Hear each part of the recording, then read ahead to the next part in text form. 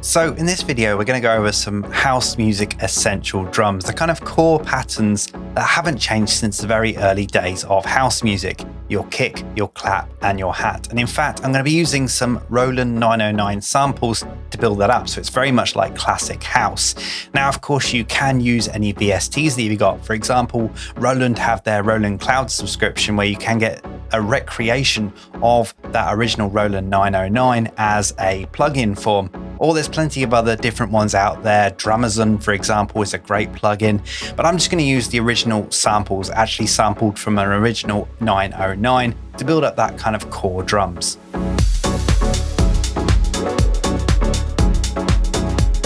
So let's start off by creating the most basic house pattern for your drums. All it needs is a kick, a clap, and a hat, and everything is then kind of expanded around that. So let's start off with just the basics. So I've got a MIDI channel here, and I'm going to put a drum rack onto it. This just allows me to kind of at least show you how the relationship between all these different sounds. You might want to split these out a bit later, or maybe have them on different channels. It's totally up to you. So let's start off by loading some drum sounds into here.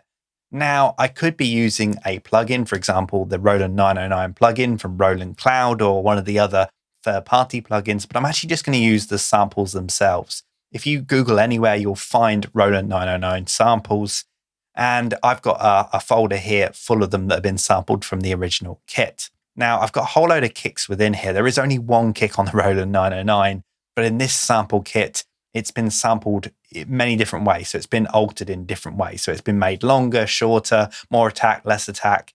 And that's why I've got so many different samples in here. So what I need to do now is I need to find a kick, a clap, and a hat. So let's find the kick to start with.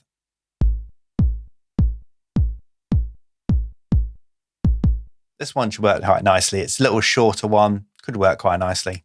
Then I'm going to load a clap in. There's only one clap in this sample pack. And then I need a hi-hat as well. I'm going to go for an open hi-hat with this one. This one's a good length. I'm going to use this one. Now I'm kind of putting these samples into the drum rack like this, leaving loads of empty space because I'm going to show you some other techniques in a little bit, but I want to concentrate on the basics for now, just the fundamentals. Now I have this kind of 9-bar loop going on within this arrangement here, but I'm really going to construct this pattern just over 1 bar to start with, and then maybe work on variations after that, because really that's the fundamentals. So I'm going to create a new MIDI clip over the first bar here, insert a new MIDI clip. And what I'm going to do is make sure this is on a 1/16 grid. Yep, that's fine. And then I'm going to put a kick on every beat. That's the main thing about house music. There's always a kick on every single beat. That is kind of the characteristics of house music. So I'm going to put kick here, kick here, kick here, and a kick here. Going to drag that out as well.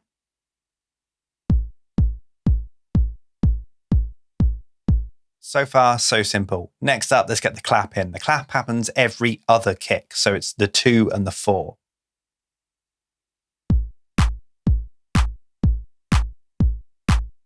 And then we want to get our hat in there. That's going to happen on the upbeat. So every time the kick hits, it's kind of in between the kicks.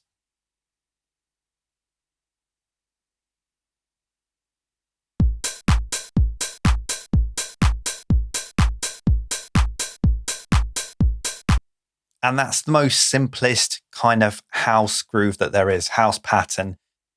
That's kind of what house music is built on, that kind of 4/4 kick, the clap, and the hat. That's kind of what it's all built on. And then you kind of expand around there and kind of take it on a little bit further. But those are the basics.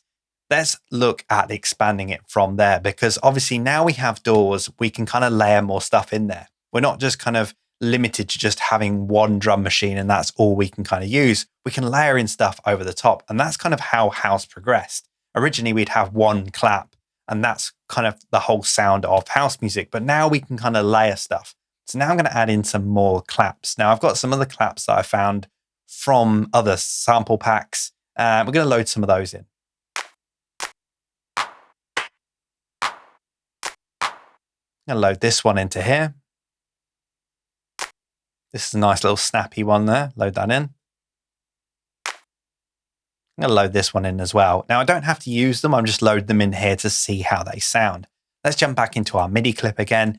And what I'm going to do now is I'm going to start layering the claps, literally layering them up. They're going to happen at exactly the same time. But then we're going to start tweaking them to give a bit more kind of groove, a little bit more humanization. So let's layer in another clap. So I'm going to turn on the preview for now, and let's hear this one. So I'm going to put this one in here.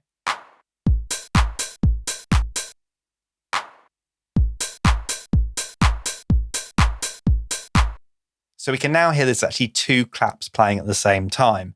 Now, what I can do to make it a little bit more interesting is that rather than them playing exactly at the same time, what I can do is offset one of them. So it makes it feel maybe a bit lazy or a bit hurried. It basically gives that kind of human feel, because if you had a room full of people that were all clapping at the same time, they're not going to be exactly at the same time. Some will be a bit quicker, some will be a bit slower, and we're replicating that by moving the MIDI notes. So now I'm going to move this. It's going to slightly offset that second clap.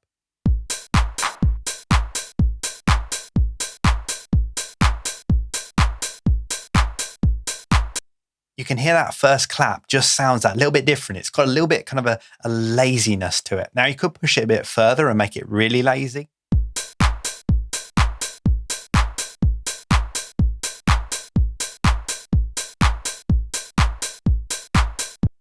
You kind of want to find that nice balance between it being a bit lazier, but not too lazy that it really slows the beat down. So you can hear there, it's really starting to work. Now we can also push it in front of the other clap as well. So I can move this one a little bit left, for example, and it gives it another different effect.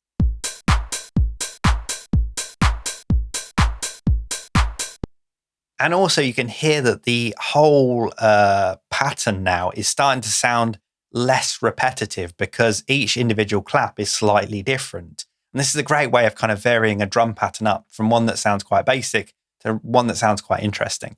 Now let's layer another clap in there over the top of this.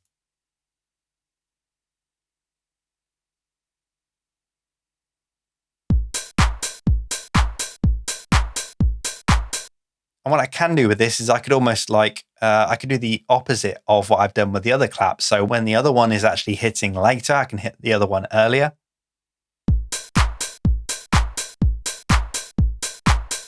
And this one I can hit a little bit later maybe.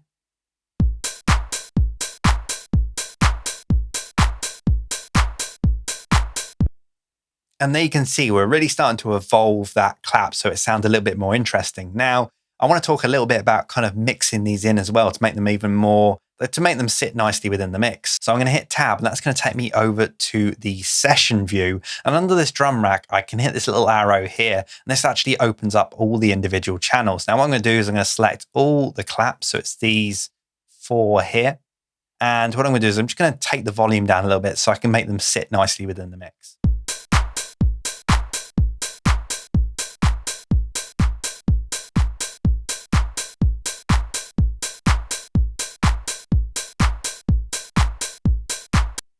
That sits a little bit better. Obviously, we're layering in 3 claps, so we're kind of just multiplying the volume of the clap. So I'm taking that down in volume a little bit. But also what I can do is I can actually space the claps out in the kind of stereo space.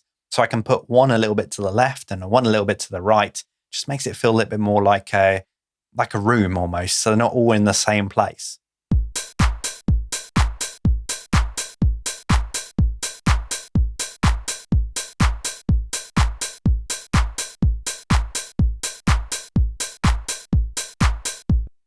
And that's kind of the basics of layering in claps, for example. Now let's focus a little bit more on the kick, because the kick, it could sound a little bit more punchier. It could stand out a bit more in the mix. Obviously, it's the original 808, and if you're going for that kind of original kind of sound, then that's great.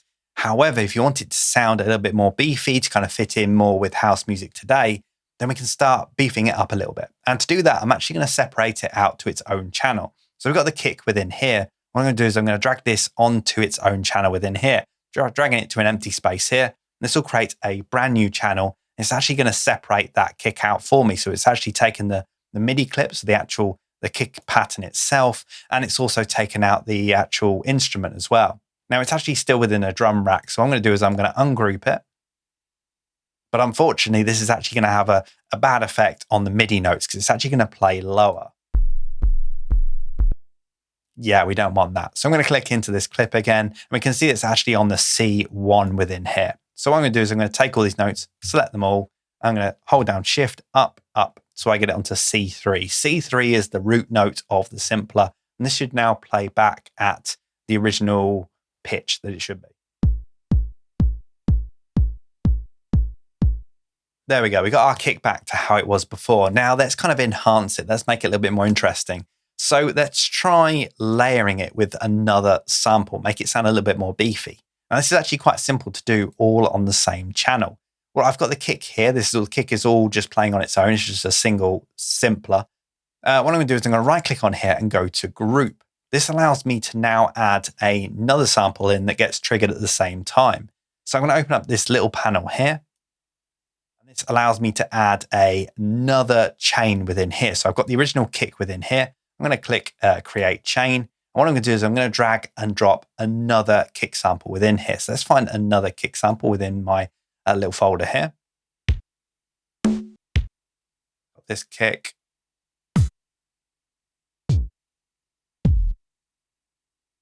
I think let's go for this one. This one's got kind of a lot of kind of upper presence, and that's what I'm going to do. I've got the low end coming from the 808, from the 909, but I think adding another kick sample over the top of it will give it that kind of crunch. So I'm actually going to put that in here, and we've now got both of them playing at the same time. Now, obviously, we don't need the bottom end coming from that new kick. So what I'm going to do is I'm actually going to EQ out the bottom end of that new kick within here. I'm going to place that within the chain, not after the actual group itself. I'm going to put it within this chain, so it's just affecting that top kick. And I'm going to just EQ the bottom end out. Let me just solo that so I can hear that.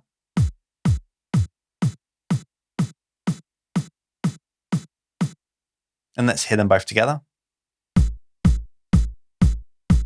I'm going to take down that top kick a little bit. I can actually adjust the volume levels.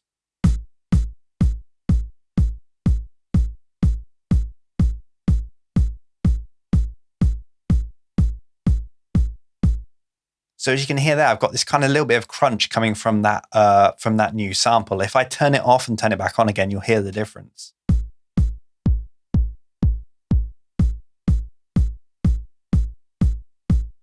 So we've got a much houseier kind of kick now. So what else can we do to kind of really enhance this? Well, I can actually take down the length of that kick. Maybe I don't need the whole of that kick. I could actually take down the length.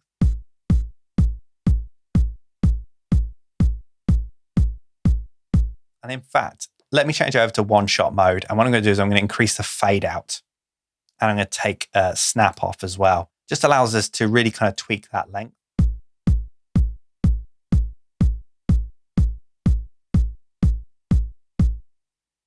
There we go. That makes it a whole lot more snappy. I could have it the full length if I wanted to, if I want a lazier kind of kick.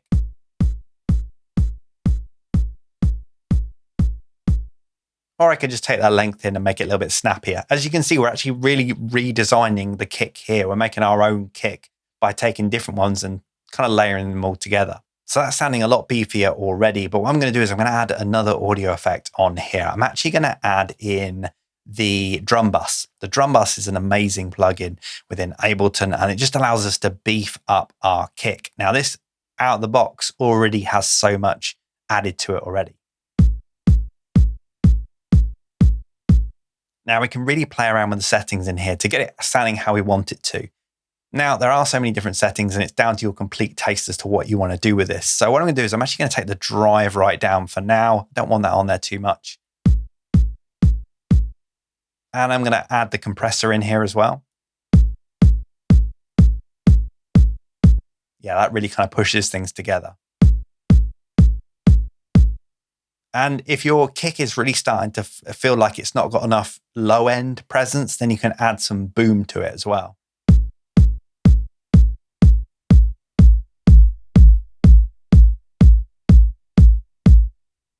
And most of the time I adjust the decay as well, because the boom tends to be quite long. So I kind of adjust the decay a little bit.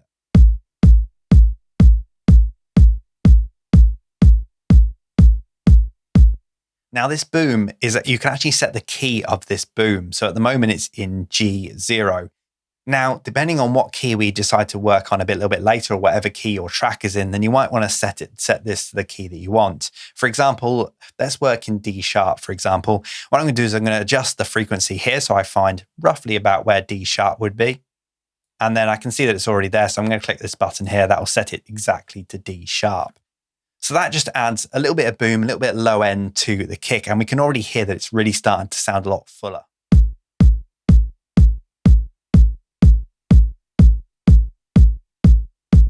Just add a little bit more of that drive back in again. Let's say it's all personal taste. And let's hear what it sounds like with the actual rest of the claps and the hats.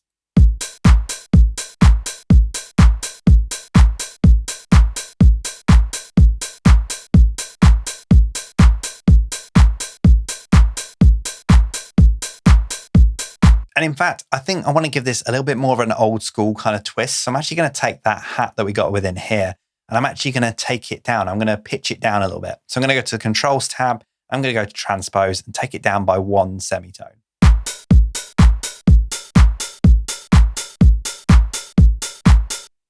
Actually, I think 2 semitones works just nicely. So there we go. That's kind of the basic arrangement for our drums. In the next video, I'm going to go over how we can take this on and kind of add in those 16th notes to really make it more interesting.